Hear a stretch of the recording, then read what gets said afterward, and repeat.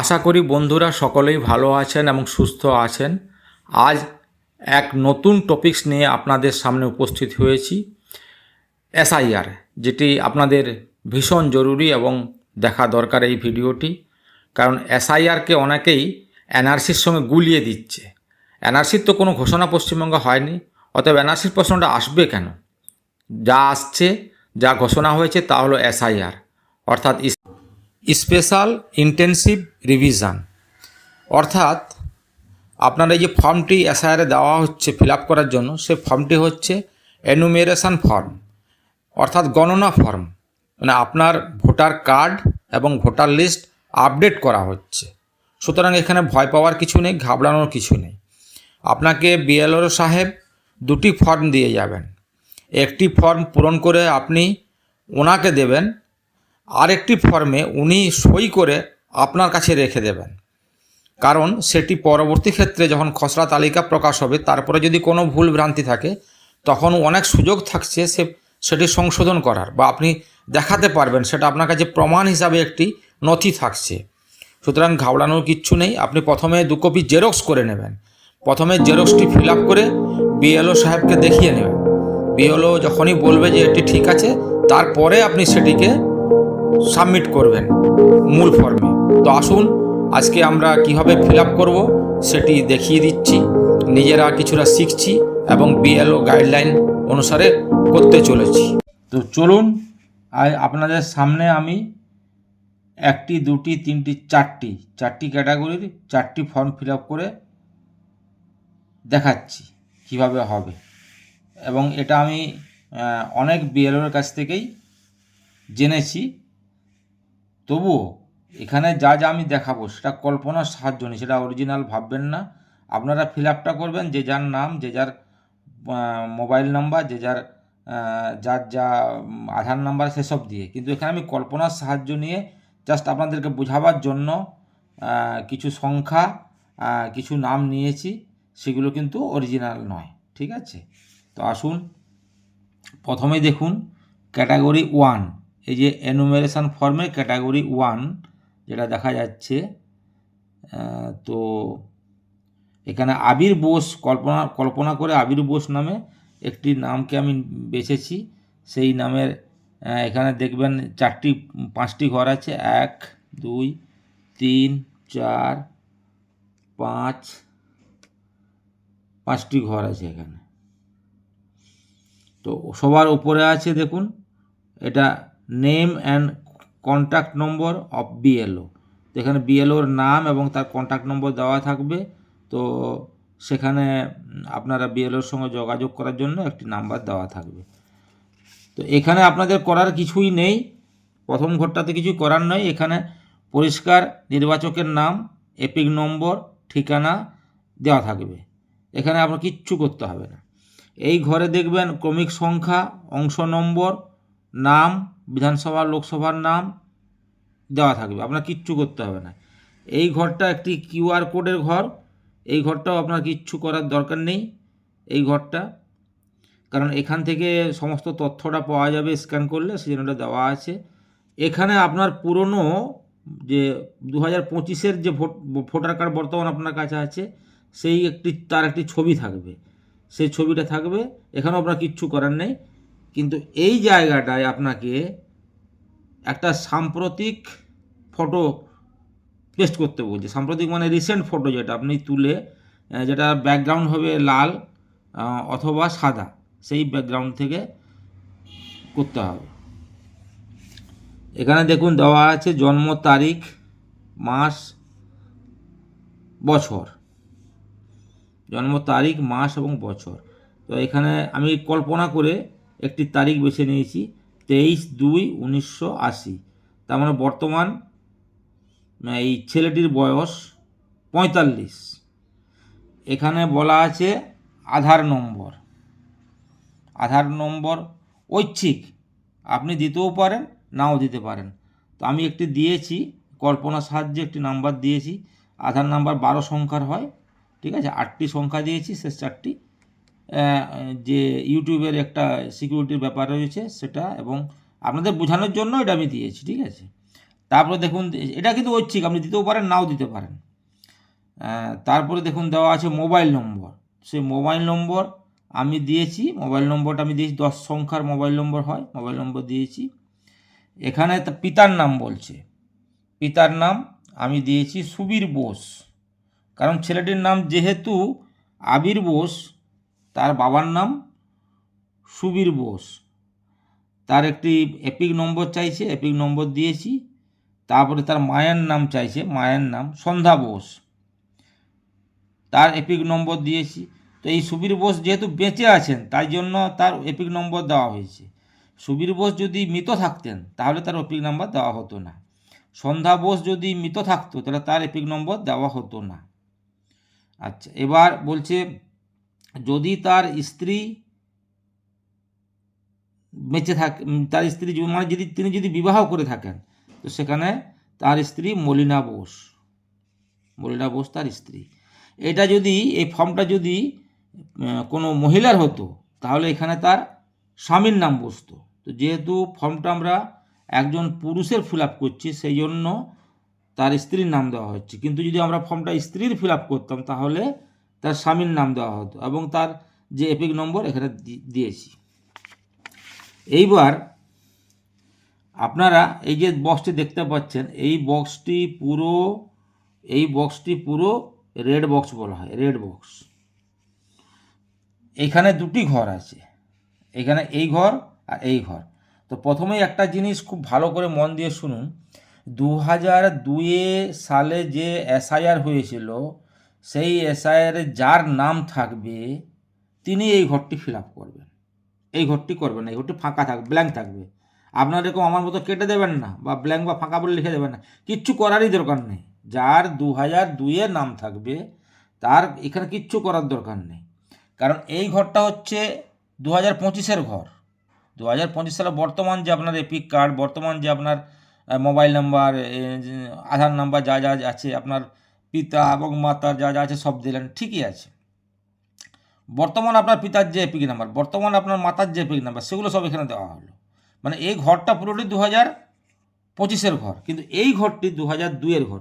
2002 আপনার যদি ভোটার লিস্টে নাম থাকে, যেহেতু আপনার বয়স 45 তার মানে ভোটার লিস্টের নাম ছিল, তো আপনার ওই সময় যে এপিক নম্বর সেইটি দিতে হবে। তখন আপনার নামের যে বানান ছিল, যদি ভুল থাকে ভুলটাই দিতে হবে, যদি ঠিক থাকে ঠিকটাই দিতে হবে। তো আপনার যে মানে এখানে আত্মীয় নাম বলতে পিতার নাম দিয়েছি, এখানে পিতার নাম সুবীর বোস, সুবীর বোস দেখুন এখানে সুবীর বোস আছে। তো এবার এখানটাতে যে এই সুবীর বোস, এটা ফাদার সম্পর্ক বলছে, সম্পর্ক বলতে ফাদার, এটা বিএলআরওকে জিজ্ঞেস করে নেবেন। এটা সম্বন্ধে অনেকে অনেক কথা বলছে, কিন্তু আমাকে বেশিরভাগ বিএলআরই বলেছেন যে এখানটায় ফাদার বলতে যে আবির বোসের কে হয় সুবীর বোস, সুবীর বোস পিতা হচ্ছেন, সেই জন্য এখানে ফাদার। এবং তাদের তখন এই আবির বোসের তখন 2002 সালে বর্ধমানে তার যে নাম ছিল, বর্ধমান ডিস্ট্রিক্টে, সেই জন্য সেখানে তখন নাম ছিল বাডওয়ান, এখন পূর্ব বর্ধমান পশ্চিম বর্ধমান হয়ে গেছে, তখন বাডওয়ান নাম ছিল, বাডওয়ান দেওয়া হয়েছে। আর রাজ্য পশ্চিমবঙ্গ, ঠিক আছে, ওয়েস্ট বেঙ্গল। আর তার যে বিধানসভা ক্ষেত্রের নাম ছিল দুর্গাপুর, দুর্গাপুর। আর তার বিধানসভা ক্ষেত্রের নাম সাপোজ ধরুন 167 ছিল দুর্গাপুরের নাম্বারটা। সবই কল্পনার সাহায্যে এগুলো দেখানো হচ্ছে আপনাদের বোঝার জন্য, আপনাদের বোঝার সুবিধা দেওয়ার জন্য। এখানে অংশ নম্বর 25 এবং তারপর একটি ক্রমিক সংখ্যা বসবে, 3 বা 4 সংখ্যা, কারণ 1200 ভোটারই হয় একটা বুথে, সেই জন্য 4টার বেশি সংখ্যা হয় না, তো 3 বা 4 সংখ্যার একটি ক্রমিক সংখ্যা হবে, সেটা এখানে লিখবেন। কিন্তু এই ঘরটা আপনার কিচ্ছু করার দরকার নেই, এই ঘরটা ফাঁকা থাকবে, যেহেতু আপনার 2002 আপনার নাম ছিল। 2002 যদি আপনার নাম না থাকতো তাহলে প্রশ্ন ছিল, 2002 যেহেতু আপনার নাম আছে তাই এই ঘরটা পুরো ফাঁকা থাকবে, এই ঘরটা কিচ্ছু করার দরকার নেই, ছেড়ে দেবেন। এটা হয়ে গেল আপনাদের 1 নম্বর ক্যাটাগরি। এখানে আবির বোস সই করবে, তারিখ দেবে আবির বোস। বিএলও বললেন যে যেহেতু আবির বোসের নাম 2002 আছে সেজন্য তার কোনো ডকুমেন্ট জমা দিতে হবে না। দেখুন এবার আসছি, ওই যে আবির বোসের ফর্মটা ফিল আপ হলো, এখানে তারই স্ত্রী মলিনা বোস, তার এপিক নাম্বার দেওয়া আছে। আচ্ছা, এবার তার ফিল আপ হচ্ছে, তার ডেট অফ বার্থ হচ্ছে আপনার 6/9/1988, 6/9/1988। তার মানে 2002-এ এর নাম ছিল না, কিন্তু বর্তমান এর নাম আছে, বর্তমান এর নাম আছে। তার এখানে তার এখানে আধার নম্বরটা পুরো লিখে দিন, লিখে দিলাম। এখানে তার মোবাইল নাম্বারটা পুরো লিখলাম। এখানে তার যে অভিভাবকের নাম, তার অভিভাবকের নাম মানে পিতার নাম মানস চৌধুরী। বর্তমান তিনি মলিনা বোস, কিন্তু তার আগে পদবী চৌধুরী ছিল, সেই জন্য তার পিতার নাম মানস চৌধুরী। এখানে তার এপিক নম্বর লিখলাম, যিনি যেহেতু জীবিত আছেন। প্রতিমা চৌধুরী তার মায়ের নাম, এখানে তার এপিক নম্বর লিখলাম, যেহেতু তিনিও জীবিত আছেন। এবার তার স্বামীর নাম কী হবে? আবির বোস হবে না? মলিনা বোস তো আবির বোসের স্ত্রী, আবির বোস হবে। তার এখানে এপিক নম্বর, বর্তমান এপিক নম্বর তার আছে, এপিক নম্বর দিয়ে দিলাম। এবার তার জন্য এই ঘরটা পূরণ হবে না, যেহেতু 2002-এ তার নাম ছিল না, এই জন্য এই ঘরটা পুরোপুরি ফাঁকা থাকবে, এই ঘরটা পুরোপুরি ফাঁকা থাকবে। এই রেড বক্সের যে বাঁ দিকের ঘর, এটি ফাঁকা থাকবে। এবার তার পূরণ হবে এই ঘরটা, এই ঘরটা পূরণ হবে। কার পূরণ? কী লেখা আছে এখানে? আত্মীয়ের বিবরণ যার নাম পূর্ববর্তী কলামে সর্বশেষ এসআইয়ের নাম দেওয়া আছে। তো 2002-এ তো এখানে 2002-এ তো মলিনা বোসের নাম ছিল না, তার 2025-এ নাম আছে। সুতরাং তার এখানে তার পিতার নামটা হবে, তার পিতার নাম। আত্মীয়ের নাম বলতে মানস চৌধুরী, তার পিতার নাম। এপিক নম্বর, তার একটা এপিক নম্বর এখানে দিলাম। আত্মীয়ের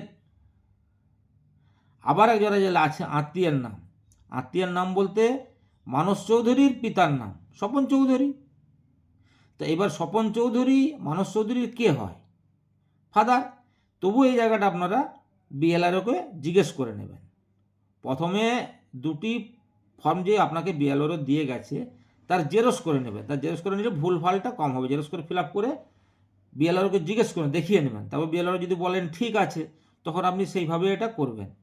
এবার তখন তাদের বাড়ি ছিল, এখন বর্তমান পশ্চিমবঙ্গে থাকলে কি হবে, তখন তাদের বাড়ি ছিল, তার মানে বাপের বাড়ি ছিল আর কি, যেটা বলা হয় মেয়েদের বাপের বাড়ি। জেলা ছিল ডিব্রুগড়, আর রাজ্যের নাম ছিল আসাম। এবার বিধানসভার ক্ষেত্রের নাম ছিল ডিব্রুগড়, বিধানসভার ক্ষেত্রের নাম ছিল 65, অংশ নম্বর 201, ক্রমিক সংখ্যা এখানে ছিল। এগুলো সবই কল্পনার সাহায্যে আপনাদেরকে বোঝানোর জন্য আমি প্রচেষ্টা করছি। এবার এখানটায় কি হচ্ছে, এখানটায় সই করবেন, এখানটায় সই করবেন। কে সই করবেন? মলিনা বোস সই করবে, মলিনা বোস সই করবে, তারিখ দেবে, এবং এখানটাতে বিএলআরও সই হবে। কারণ বিএলআরও কলম এখানে পরিষ্কার লেখা আছে যে তিনি এটা চেক করে নিয়ে তারপর এখানে সই করবেন। তো এই ক্ষেত্রে বিএলআরও যেটা বলছেন যে মলিনার মাধ্যমিকের অ্যাডমিট কার্ডের জেরক্স এবং তার পিতার 2002-এর ভোটার যে লিস্ট যে ডাউনলোড করা হয়েছে তার কপি, জেরক্স কপি দিতে হবে। তার মানে মলিনা বোসের ক্ষেত্রে বিএলওর বক্তব্য হচ্ছে যে মলিনার মাধ্যমিকের অ্যাডমিট কার্ড জেরক্স এবং তার পিতার, মানে তার পিতা কে? মানস চৌধুরী। তার মানস চৌধুরীর 2002-এর ভোটার লিস্টের যে জেরক্স কপি সেটা দিতে হবে, যেহেতু তিনি আসাম থেকে বিবাহ সূত্রে পশ্চিমবঙ্গে এসছেন। তো আসামে তার নাম ছিল না, পশ্চিমবঙ্গ তার নাম ছিল না, সেই জন্য এই ঘরটা ফিল আপ হবে। এই ঘরটা ডান দিকের এই ঘরটা ফিল আপ হবে, বাঁ দিকের এই ঘরটা ফিল আপ হবে না, ফাঁকা থাকবে। আপনারা ফাঁকা রেখে দেবেন। এরকম যাদের সিচুয়েশান পরিস্থিতি আছে, যারা এরকম ঝাড়খণ্ড থেকে বা উড়িষ্যা থেকে এসছেন, তারা এটা ফাঁকা রেখে দেবেন। তার এই ঘরটা পূরণ হবে, কারণ 2002-এ তার নাম ছিল না, তার জন্ম সালই হচ্ছে 88। 88 মানে 2002-এ তার বয়স কত হচ্ছে? 14 বছর। তো ভোটার লিস্টে নাম ওঠার কথা নয়, সেই জন্য এটা আপনাদেরকে উদাহরণ হিসাবে কল্পনার সাহায্যে বুঝিয়ে দিলাম। আশা করি বুঝতে পেরেছেন। এবার এখানটায় বিএলআরওকে সই করাবেন, এক কপি বিএলআরওকে জমা দেবেন, এক কপি আপনার কাছে রাখবেন, যেন বিএলআরও সই থাকে, এটা দেখে নেবেন। এবার আসছি ক্যাটাগরি নাম্বার 4। ক্যাটাগরি নাম্বার 4 বলতে এখানে দেখুন শম্পা মান্ডি, কিন্তু সবই কল্পনার সাহায্যে আমি নামগুলো নিয়েছি, এগুলো কোনো বাস্তবে আপনারা পাবেন না, কিন্তু ফিল আপটা কী ধরনের হবে আপনাদের বোঝানোর জন্য এটা এই কল্পনার সাহায্য নেওয়া। আমার এখানে দেওয়া কোনো সংখ্যা, কোনো নাম বাস্তবে পাবেন না, যা আমি বোঝানোর স্বার্থে করেছি। শম্পা মান্ডি, তার এখানে এপিক নাম্বার আছে। তো শম্পা মান্ডির ডেট অফ বার্থ 12/08/1981, মানে বর্তমান বয়স 44, তাই তো। এবার এখানে তার কি হবে, এখানে তার এপিক নম্বর দেওয়া হবে, এখানে তার মোবাইল নম্বর দেওয়া হবে, এখানে তার আধার নম্বর দেওয়া হবে, এখানে মোবাইল নম্বর দেওয়া হবে। আধার নম্বরটা আপনি দিতেও পারেন, নাও দিতে পারেন। আচ্ছা, তার বাবার নাম সাংরাই হাঁসদা। এখন তিনি শম্পা মান্ডি, কিন্তু আগে তিনি হাঁসদা ছিলেন, তার জন্য তার বাবার নাম এখানে দেওয়া হবে সাংরাই হাঁসদা। কিন্তু তিনি মৃত বলে এখানে এটা ব্ল্যাঙ্ক থাকবে, কোনো এপিক নম্বর দেওয়া হবে না, যেহেতু তিনি জীবিত নেই। এখানে চম্পা হাঁসদা, তার মায়ের নাম চম্পা হাঁসদা, তিনিও মৃত, সেই জন্য তার কোনো এপিক নম্বর এখানে দেওয়া হবে না, ফাঁকা থাকবে। এবার তিনি যে বিবাহ সূত্রে এসছেন, মানে উনি যে শম্পা মান্ডি, আগে তো ছিলেন শম্পা হাঁসদা, তো তিনি বর্তমান বিয়ে করেছেন বালু মান্ডিকে। তো এই বালু মান্ডির এপিক নম্বর এখানে যা আছে সেটা দেবেন। তার স্বামীর নাম এখানে, যার ফর্মটা পূরণ হচ্ছে, মানে শম্পা মান্ডি, তো এখানে বলছে কি স্বামী বা স্ত্রীর নাম যদি থাকে, তো স্বামী আছেন বালু মান্ডি, তার নাম দেওয়া হবে এবং তার এপিক নম্বর এখানে দেওয়া হবে। এবার তার এই ঘরটা পূরণ হবে না, এই ঘরটা ফাঁকা থাকবে, কারণ তার তো 2002-এর নাম আছে। যাদের 2002-এর লিস্টে নাম আছে তার এই ঘরটা কিচ্ছু করতে হবে না, স্রেফ ফাঁকা রেখে দেবেন। তার ক্ষেত্রে এই ঘরটা চলে আসতে হবে। এখানে তখন নাম ছিল শম্পা হাঁসদা, তখন যা ছিল 2002-এর ভুল থাকলে ভুল লিখবেন, ঠিক থাকলে ঠিকটা লিখবেন, যেমন ছিল পুরো সেই হিসাবেই লিখবেন, একটু এদিক ওদিক করবেন না। 2002 অনেকের বানান ভুল ছিল, 2002-এ অনেকের এপিক কার্ড ছিল না, এপিক কার্ড না থাকলে এপিক কার্ড দেবেন না। 2002-এর অনেকের অনেক কিছু ভুল ছিল, আর ঠিক যা ছিল সেটাই দেবেন, শম্পা হাঁসদা।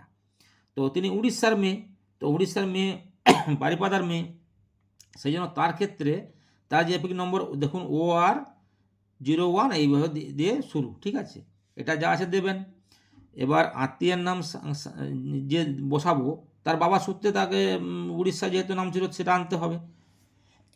সরি, এখানে সাংরাই হাঁসদা, তিনি সম্পর্কে কি হচ্ছেন, শম্পা হাঁসদার সম্পর্কে তিনি কি হচ্ছেন, পিতা হচ্ছেন, ফাদার লিখবেন। তার জেলার নাম ছিল ময়ূরভঞ্জ,